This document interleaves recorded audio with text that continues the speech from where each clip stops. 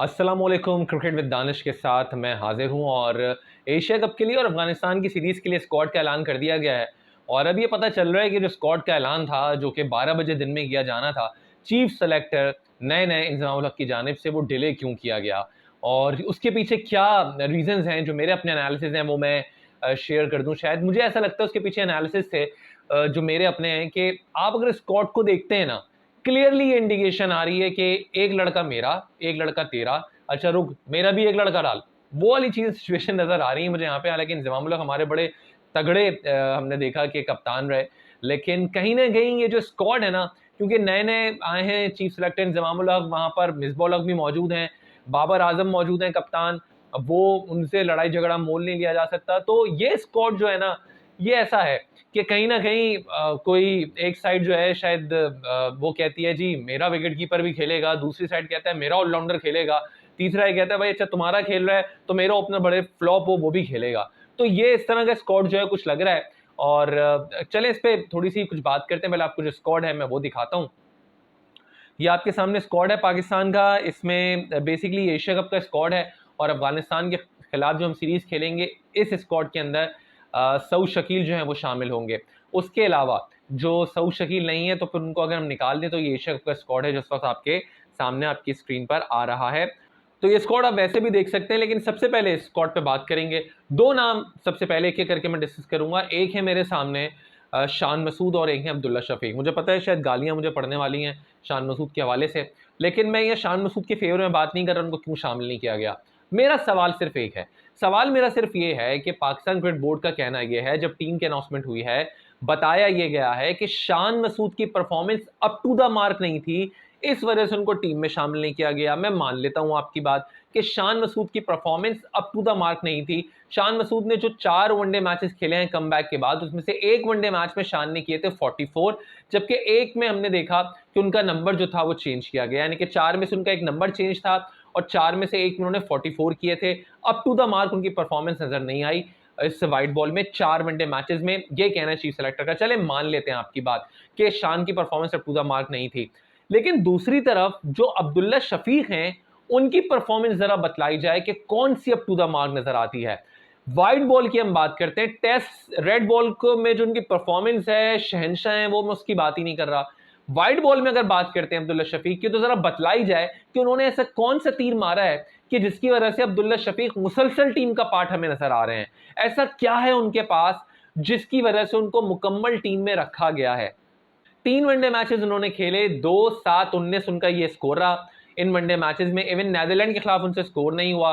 फिर अगर हम T20 की बात कर लेते हैं, व्हाइट बॉल में 4 लगातार डग हासिल की हैं, 4 सुन रहे हैं, 4 लगातार उन्होंने डग हासिल की हैं। फिर शायद 23 उन्होंने किए थे, उसमें भी उनकी परफॉर्मेंस नहीं है।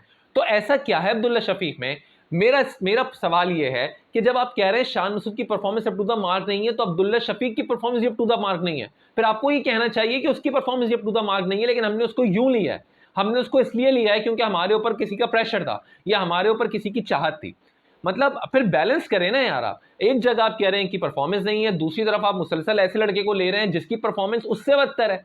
तो फिर इसका इसका रीजन क्या है?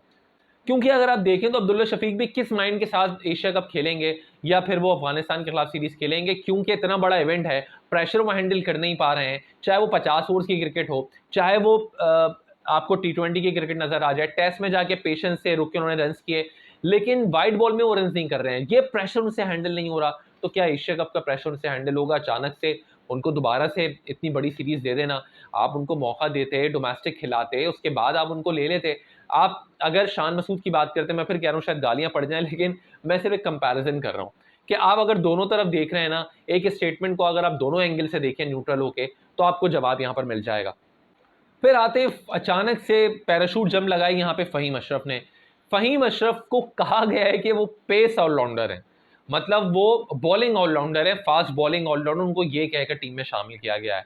मुझे ज़रा ये बताया जाए कि फ़हीम अशरफ ने टोटल जो वनडे मैचेस खेले हैं वो खेले हैं 31। 2 साल के बाद उनकी यहाँ पर वापसी हो रही है, 31 वनडे मैचेस में उनका जो हाईएस्ट स्कोर है वो है 28।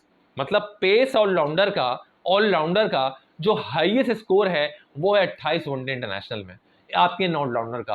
भाई हमने तो आंख खोल के क्रिकेट देखी, जो हमें पेस ऑलराउंडर नजर आए वो हमें अब्दुल रज़ाक नजर आए। हमें अजहर महमूद नजर आए। हमने तो इनको देखा, जो ट्रेंड सेट था, जो बेंचमार्क सेट है, उसके सामने अगर आप कहेंगे फ़हीम अशरफ पेस ऑलराउंडर हैं, उस बेंचमार्क के सामने, तो मुझे तो हजम नहीं होगा। और मतलब जस्टिफिकेशन देखें टीम में शामिल करने के लिए, आपने कह दिया जी हमें पेस ऑलराउंडर चाहिए, तो आपने उनका नाम दे दिया। मोहम्मद वसीम जूनियर आपको अब पेस ऑलराउंडर नहीं लगते, तो उनको आपने बॉलिंग में शामिल कर दिया, फास्ट बॉलिंग में। मतलब यार, अपनी मर्जी से टीम में शामिल करने के लिए कुछ भी आप जस्टिफिकेशन दे देंगे और वो हम लोग सुन लेंगे। मतलब ये पेस ऑलराउंडर जो है आपका, वो वनडे इंटरनेशनल में पूरे ओवर नहीं करवाता, 5-5 6-6 ओवर्स करवाता है 6-7 की इकोनॉमी से, आउट भी नहीं हो पा रहे। अगर आप T20 की बात करते हैं तो उसमें भी पूरे ओवर नहीं करवा रहे, 2-2 ओवर्स यहाँ पर वो करवा रहे हैं। उसके बाद यानी कि तकरीबन ड्रॉप होने के बाद उनकी ऐसी क्या परफॉर्मेंस थी जिसकी वजह से उनको टीम में जो है वो शामिल किया गया है। मतलब ये क्वेश्चन मेरा जो है वो बनता है कि ऐसी क्या परफॉर्मेंस थी जिसकी वजह से उनको टीम में शामिल किया गया है। फिर आपके पास ऑलराउंडर यहाँ पर, या फास्ट बॉलर्स की आप बात करते हैं, ऑलरेडी काफ़ी ज़्यादा आपको नज़र आ रहे हैं। तो वाई नॉट के अगर आपको वर्ल्ड कप भी खेलना है तो इमाद वसीम जैसा एक आपके पास स्लो लेफ्ट आर्म बॉलर हो सकता था, और स्लो लेफ्ट आर्म बॉलर अगर आपके पास वो होता तो वो आपको फ़ायदा देकर जाता। और इस तरह से वो आपको फ़ायदा देकर जाता कि वो, उसकी बैटिंग शायद इमाद वसीम से ज़्यादा तगड़ी है, उसने मैचेस भी आपको विन करवाए, अफगानिस्तान के खिलाफ भी आपको मैच होगा जो उन्होंने तने तना जितवाया था, तो वो परफॉर्मेंस भी दे रहे हैं। तो इमाद वसीम को टसल के चक्कर में और मतलब पसंद नापसंद के चक्कर में बाहर कर देना, ये इमाद वसीम के साथ ज्यादती है कि आपके पास एक ऐसा ऑप्शन मौजूद था जिसको आपने यूटिलाइज नहीं किया और आपने उनकी जगह पैराशूट जम लगवा दी किसी और से। सऊद शकील की बात कर लेते हैं। मेरा ख्याल है कि एक अच्छा फैसला है। उसका रीज़न ये है कि शायद लोग कहें अब यहाँ पे तो आप बोलेंगे टेस्ट में परफॉर्मेंस थी इसलिए शामिल कर लिया।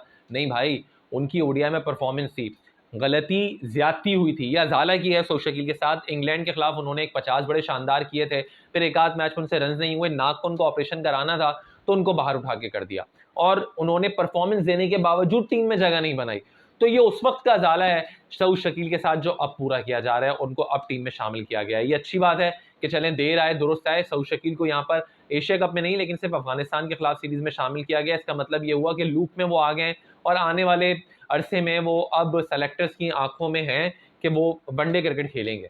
तैयब ताहिर को यहाँ पर इनाम मिल गया इमर्जिंग एशिया कप में परफॉर्मेंस के बाद, एटलीस्ट अब वो एक बार फिर टीम में शामिल हैं, और मेरा ख्याल है अब वो, उनको मौका मिलना भी चाहिए। अब उनकी परफॉर्मेंसेज भी हैं, 1-2 मैचेस खिलाकर फिर 3 मैचेस में मौका मिला, रन ना हुए, बाहर कर देना। हम प्रॉपर एक चांस दे दें, औरों को भी तो देते हैं, अपने जानने वालों को, इसको भी दे दें, ये भी पाकिस्तानी बच्चा है, कोई मसला नहीं है। अब आपसे बात कर लेते हैं मोहम्मद हारिस की। मोहम्मद हारिस वर्सेस सरफराज। अच्छा जी, पहले मैं हारिस पे बात करता हूँ। हारिस को यहाँ पर जो टीम में ऐसा बैकअप विकेट रखा गया है, उनकी क्या परफॉर्मेंस है।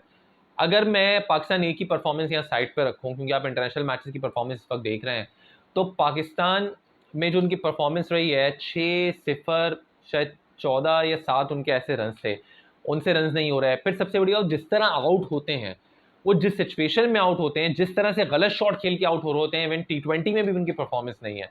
उनको मैचेस मिले T20 में, वहां पर भी उन्होंने रन नहीं किए, गलत शॉट, ऊट पटांग शॉट खेल के वो आउट हो रहे होते हैं। मेंटली पता चलता है कि वो जो है मैच की सिचुएशन को अपने ऊपर तारी नहीं कर रहे हैं, अपनी जो बैटिंग है वो स्किल्स दिखा रहे हैं सिर्फ, और वो दिखाना चाहते हैं, सिचुएशन के अकॉर्डिंग वो नहीं खेल रहे हैं। मेंटली शायद इस हिसाब से उनका दिमाग एडजस्ट नहीं कर पा रहा कि जो सिचुएशन उस हिसाब से खेलें।